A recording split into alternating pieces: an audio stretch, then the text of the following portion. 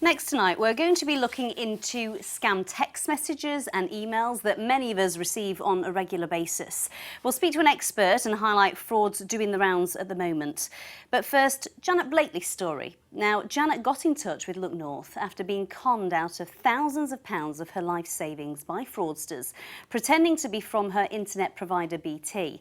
She's been speaking with her daughter to our reporter Mark Ansell.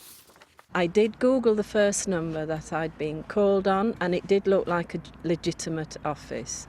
So within seconds now, the second guy rang me, who within a short space of time had me totally convinced.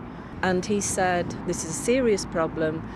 Your bank account is being compromised. There's somebody trying to do international money laundering from your account." At this point, I started to feel really sick. I was shaking, very nervous. And he said, "Don't panic.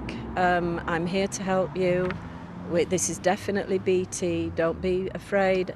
Think of me as your son." I didn't know that he had remote access to my details. He could see exactly what was in my account, and he got me to transfer £2,500 into.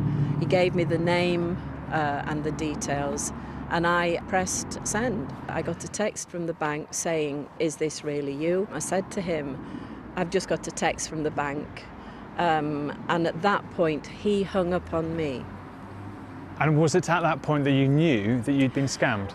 90%. I still hadn't taken in quite the enormity of what had happened to me. I feel awful. I feel I've got this picture of my mum on her own in the flat being spoken to in a very callous and malicious way. I think these fraudsters completely took advantage of the fact that my mum is from an older generation. What impact has all of this had on you? I was just so angry with myself and ashamed, because I just couldn't believe that I'd allowed myself to be so gullible and so easily swayed. I questioned my whole career and my belief in people.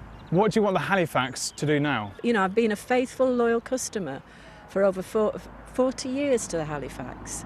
Surely there must be something they can do to help me. Surely there's kind of a duty of care to customers, and it's also the way my mum has been treated, not just by the people who've taken this amount of money from her. It's also the way the Halifax have kind of made empty promises, really. People like myself, we are victims, and the general public, you know, especially my generation, need more awareness. Janet, what message do you have for the people who defrauded you, including the man who told you to trust him like he was your son? How can you be so evil? Why can't you use that really clever brain for the good instead of for evil? It is indeed wicked. Such a terrible thing to have happened to Janet.